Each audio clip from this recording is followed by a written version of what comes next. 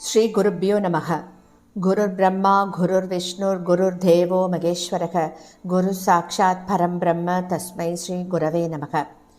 சதாசிவசமாரம்பாம் சங்கராச்சாரிய மத்தியமாம் அஸ்மதாச்சாரிய பர்யந்தாம் வந்தே குரு பரம்பராம். குரவே சர்வலோகானாம் விஷஜே பவரோகிணாம் நிதயே சர்வவித்யானாம் தட்சிணாமூர்த்தயே நமக. ஸ்ருதிஸ்மிருதிபுராணானாம் ஆலயம் கருணாலயம் நமாமி பகவத்பாதம் சங்கரம் லோகசங்கரம். சதாத்மத்யானநிரதம் விஷயேபிய பராங்முகம் நௌமி சாஸ்திரேஷு நிஷ்ணாதம் சந்திரசேகர பாரதீம். விவேகினம் மகாப்ரக்யம் தைரியௌதாரிய க்ஷமாநிதிம் சதா அபிநவபூர்வம் தம் வித்யாதீர்த்தகுரும் பஜே.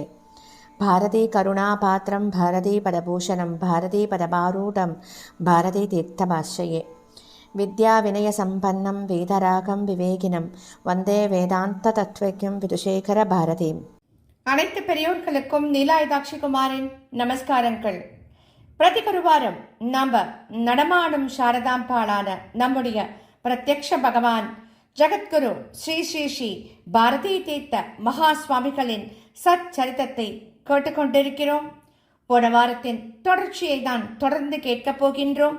7வது வாரமாக ஜகத்குரு ஸ்ரீ ஸ்ரீ ஸ்ரீ விதுஷேகர பாரதி மகா சுவாமிகள் தம்முடைய குருநாதரின் மகிமைகளை பற்றி செய்து அருளிய அருளுரைகளைத்தான் நாம கேட்டுக்கொண்டிருப்பது.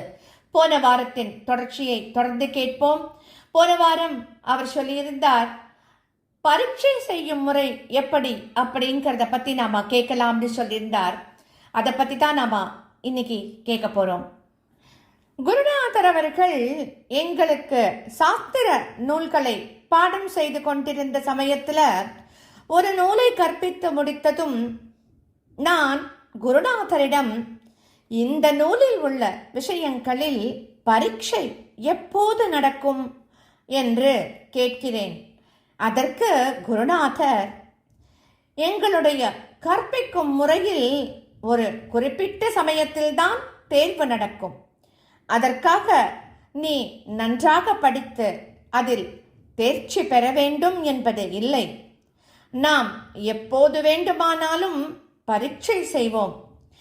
எப்போதெல்லாம் நாம் கேள்விகளை கேட்கிறோமோ அப்போதெல்லாம் அவற்றிற்கு உரிய விடைகளை கூறுவதற்கு நீ தயாராக இருக்க வேண்டும் என்று சொல்கிறார். அவர் கல்வியை கற்கும் முறை பற்றி நான் இப்போ உங்களுக்கு சொல்ல போறேன்.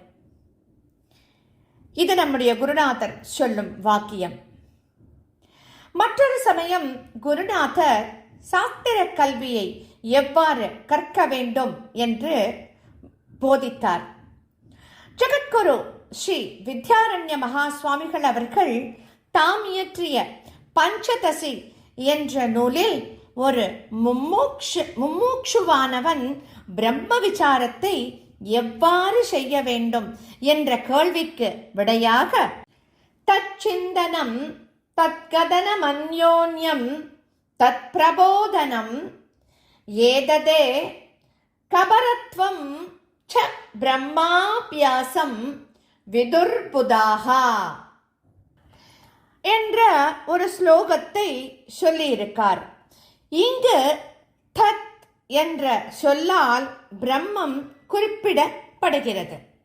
மும்மோக்ஷுவால் எப்போதும் தச்சிந்தனம், அதாவது பிரம்ம விஷயத்தை பற்றியே சிந்தனை செய்யப்பட வேண்டும்.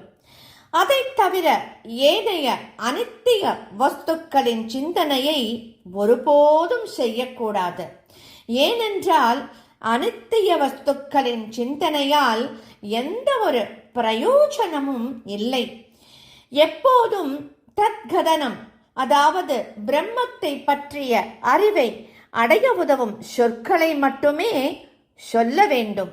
அதேபோல் அந்யோன்யம் தத் பிரபோதனம், அதாவது ஞான வேட்கை உள்ள பிறருடன் பிரம்மத்தை பற்றிய விசாரத்தை மட்டும்தான் செய்யணும்.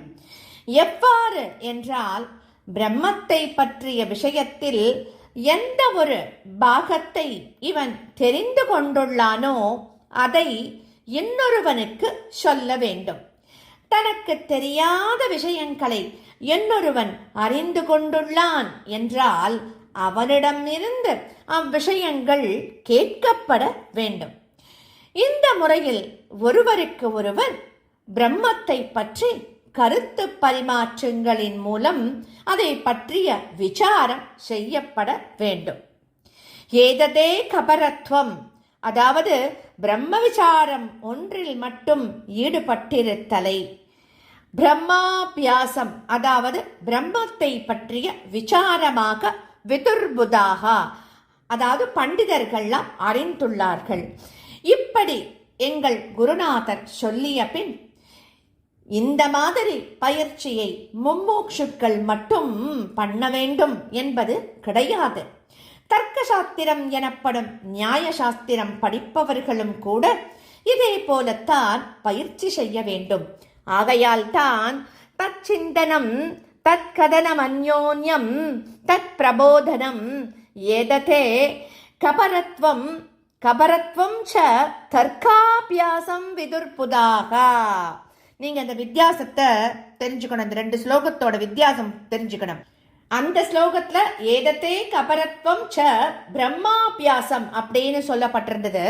இந்த ஸ்லோகத்துல ஏதத்தே கபரத்வம் ச தர்க்காபியாசம் அப்படின்னு சொல்லப்பட்டிருக்கு. கொஞ்சம் மாற்றி சொல்லப்பட்டிருக்கு. அதாவது இதை கொஞ்சம் மாற்றியும் இந்த ஸ்லோகத்தை சொல்லலாம். ஆகையால் நியாய சாஸ்திர கல்வியை இவ்வாறுதான் மிகுந்த கவனத்தோடு நீ படிக்க வேண்டும் என்று எங்கள் குருநாதர் எங்களுக்கு கற்பித்தார். சாஸ்திரத்தில் உள்ள பற்பல விஷயங்கள் எங்கள் குருநாதரின் முக கமலத்திலிருந்து எப்போதும் நான் நான் என்று போட்டி போட்டுக்கொண்டு வெளிவரும். பற்பல சாஸ்திரங்களில் நுண்ணிய அறிவுள்ள பண்டிதர்கள் கூட குருநாதரின் முகார விந்தங்களில் இருந்து பற்பல புது புது விஷயங்களை தெரிந்து கொண்டு எங்களால் பல வருடங்களாக இந்த சாஸ்திரத்தில் சிறந்த பயிற்சி செய்யப்பட்டது. ஆனால் இன்று வரை இந்த விஷயம் எங்களுக்கு தெரிந்திருக்கவில்லையே. ஆச்சாரியால் சொன்னவுடன் தான் இதை நாங்கள் தெரிந்து கொண்டுள்ளோம். இது எங்களுக்கு ஒரு புது விஷயமாகத்தான் தென்படுகிறது அப்படின்னு நிறைய சாஸ்திர பண்டிதாள்லாம் சொல்லியிருக்கா. எம்மாதிரியான அசாதாரணமான பாண்டித்யத்தை எங்கள் குருநாதரிடம் மட்டுமே காண முடியும் அப்படின்னு நம்முடைய பிரத்யக்ஷ பகவான் ஸ்ரீ ஸ்ரீ ஸ்ரீ விதுசேகர பாரதி மகா சுவாமிகள் நமக்கு சொல்றார்.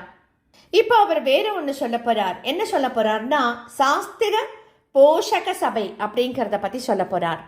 குருநாதர் சாஸ்திர பிரச்சாரத்திற்காகவும் சாஸ்திரம் படிப்பவர்களை ஊக்குவிப்பதற்காகவும் சாஸ்திர போஷக சபா என்கின்ற ஒரு சபையை நிறுவினார். இதில் பல வித்தியார்த்திகள் நியாய, வேதாந்த, மீமாம்சா, வியாக்கரண சாஸ்திரங்களையும் வேத பாஷ்யங்களையும் நன்னா படித்து பரீட்சை அளித்து வந்தார்கள்.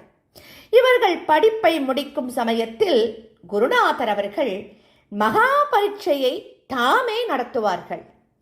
இதில் வெற்றி பெற்றவாளுக்கு வித்வத் பிரவர என்கின்ற பட்டத்தை அளித்து அனுக்கிரகமும் பண்ணுவார்கள்.